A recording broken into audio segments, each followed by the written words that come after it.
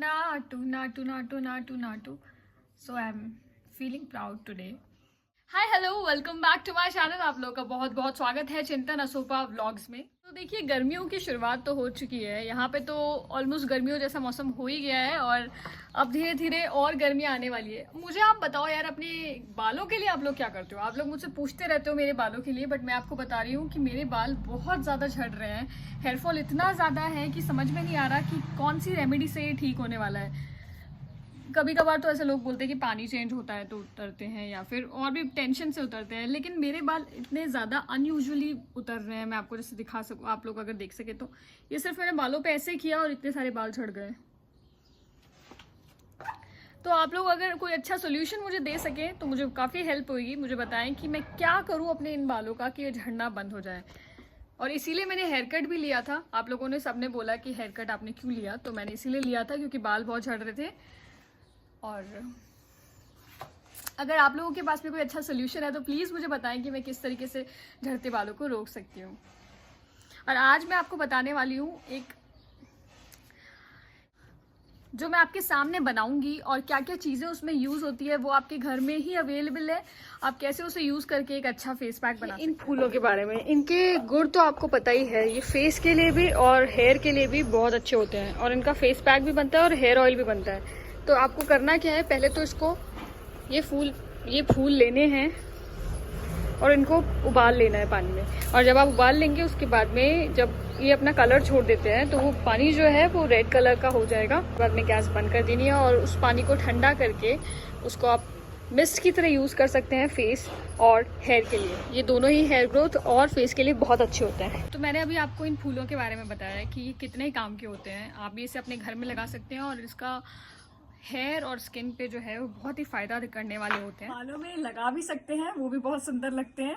बता दूं, इसका रेडीमेड पाउडर भी आता है मार्केट में, तो आप वो भी मंगवा सकते हैं और उस पाउडर को भी यूज़ कर सकते हैं। उनको सुखा के पाउडर बनाया गया होता है, उसको आप पानी में डाल के बॉईल करें और फिर उस पानी को यूज़ करें एज ए मिस्ट और हेयर सीरम के तरीके से। खाने में क्या है? आज खाने में वो बनी है पत्ता गोभी की सब्जी और हरी मिर्च की सब्जी। वाओ, लाइट जला के सो दिखाओ। अमेजिंग। लाइट जला के दिखाती हूँ। ये है हरी मिर्च की सब्जी। ओहो, आज मैंने हरी मिर्च की सब्जी बनाई है, लेकिन मैं सुबह किचन में तो बताना ही भूल गई। आपको आपके व्यूअर्स बहुत मिस कर रहे हैं। मुझे बहुतों ने बोला कि आप आंटी को बोलिए कि वो वापस से कुकिंग करें। ठीक है, अब मैं जो भी कुकिंग करूंगी मैं आप लोगों को फिर जरूर शेयर करूंगी। और ये पत्ता गोभी की सब्जी बनाई है और हरी मिर्च की सब्जी बनाई है, और अब हम खाएंगे खाना, साथ में लेंगे दही और खाएंगे खाना। तो ये मेरा खाना रेडी है, दही, पत्ता गोभी की सब्जी और हरी मिर्ची।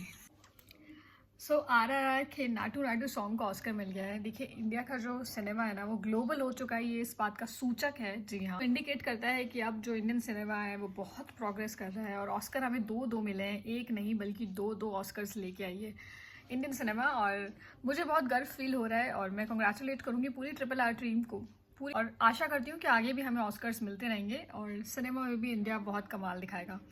एक जो क्वालिटी मैंने नोटिस की कि मतलब उसका एक क्राइटेरिया था कि आपका जो सॉन्ग होना चाहिए वो ओरिजिनल होना चाहिए और कहीं से कॉपी नहीं होना चाहिए, उसके लिरिक्स, उसका साउंड, उसका म्यूज़िक।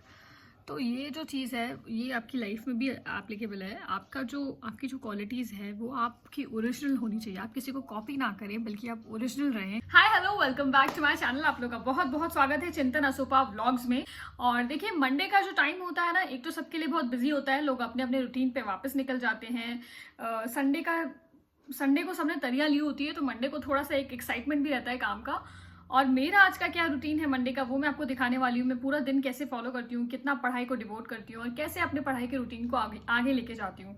आप लोगों ने बहुत सारे क्वेश्चंस पूछे मुझसे मेरी लाइफ से रिलेटेड, मैं सबके जवाब देने वाली हूँ आपको एक Q&A सेशन में। और अभी फिलहाल बताती हूँ कि मैं अपना दिन कैसे स्पेंड करती हूँ। देखिए सबसे पहले मैं अपनी शुरुआत न्यूज़पेपर के साथ करती हूँ। पर कौन सा, आप सभी लोगों को पता है जो यूपीएससी की तैयारी कर रहे हैं, one and only the Hindu में पढ़ती हूँ 40 मिनट्स। और लगभग कह लीजिए जब बड़ा पेपर होता है तो मैं 1 घंटा भी लगा देती हूँ, और उसके बाद में मैं अपने सब्जेक्ट्स को लेके बैठती हूँ। और उससे भी पहले मैं स्टार्ट करती हूँ अपने ऑनलाइन क्लासेस से, जो कि हर दिन होती है ऑनलाइन क्लासेस मैं करती हूँ।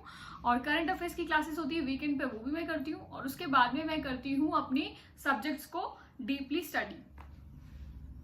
अब देखिए यूपीएससी प्रीलिम्स में सिर्फ और सिर्फ लगभग 2.5 महीने रह गए हैं और इस 2.5 महीने को आपको इस तरीके से मैनेज करना है कि आप सारा सब्जेक्ट, सारा कोर्स एक बार ना सिर्फ कर लें बल्कि उसको रिवीजन में भी टाइम दे सके 2 से 3 बार। और आपको टेस्ट सीरीज भी लगानी है जो कि बहुत ही इंपॉर्टेंट फैक्टर है इस एग्जाम का। और न्यूज़पेपर, करंट अफेयर्स पे तो होल्ड आपको करना ही पड़ेगा। देखिए, आप यूपीएससी का अगर तैयारी कर रहे हैं तो आपको जो उसके प्रीवियस ईयर क्वेश्चन पेपर्स हैं वो भी सॉल्व करने हैं प्रीलिम्स के। और सीसेट को इग्नोर ना करें, सीसेट बहुत ही इंपॉर्टेंट रोल प्ले करता है। वो मेक इट और ब्रेक इट वाली सिचुएशन है। मतलब अगर आपने सीसेट में 33% नहीं लेके आए तो आपका ये एग्जाम क्लियर नहीं होगा।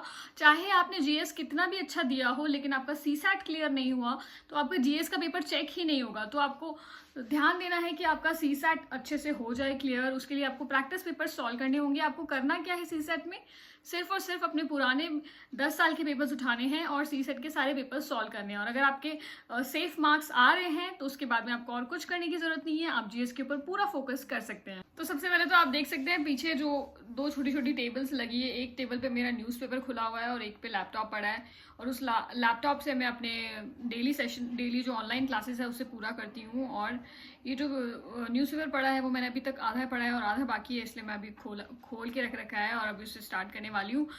देखिए, ये तो रही यूपीएससी की बात, लेकिन मैं आपको बताती हूँ यूपीएससी की तैयारी जब आप कर रहे हैं तो बहुत ही ज़्यादा आपके मेंटल और आपके फिजिकल बॉडी पे भी बहुत इफेक्ट पड़ता है। आप घंटों बैठ के सिटिंग लगाते हैं और अपनी पढ़ाई करते हैं एग्जाम के लिए।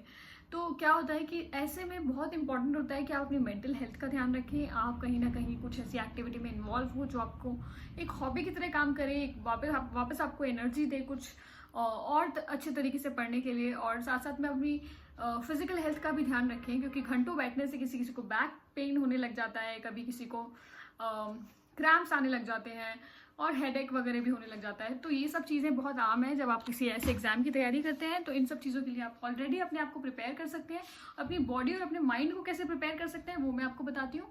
आप 20 मिनट्स तक अपने कंसंट्रेशन के साथ में पढ़ें और हर आधे घंटे में 20 मिनट्स पढ़ने के बाद आपको 5 मिनट का ब्रेक लेना है। और 5 मिनट आपको क्या करना है, अपनी जैसे किसी ब्रेक के अंदर आपने आइज़ की एक्सरसाइज कर ली, किसी में आपने स्ट्रेचिंग कर ली, किसी में आपने हाई इंटेंसिटी वर्कआउट कर लिया, वो भी अपने रूम में, या फिर योगा अभ्यास कर लिया। तो क्या होगा कि आप अपने आप को वापस से एनर्जेटिक फील करेंगे और पढ़ाई में वापस उसी जोश के साथ में कुछ समय बाद लग सकते हैं। और एक चीज़ आपको और बताती हूँ, आप एग्जाम के साथ साथ अपनी डाइट का भी पूरा ध्यान रखें।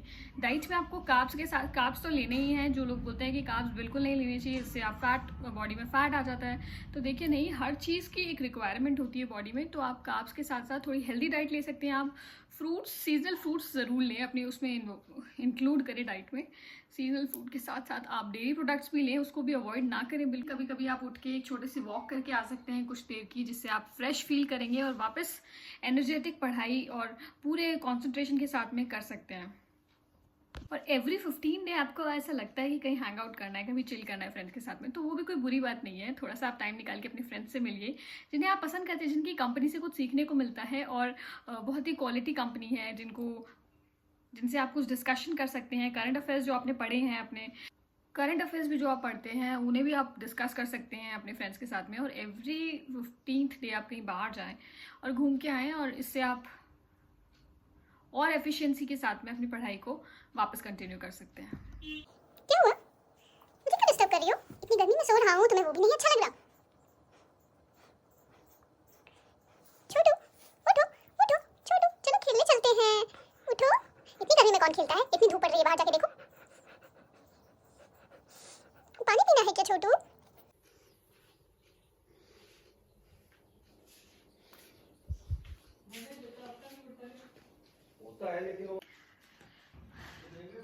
अगर आपको मेरा वीडियो पसंद आया तो इसे लाइक, शेयर एंड सब्सक्राइब करना ना भूलें। And thank you for watching.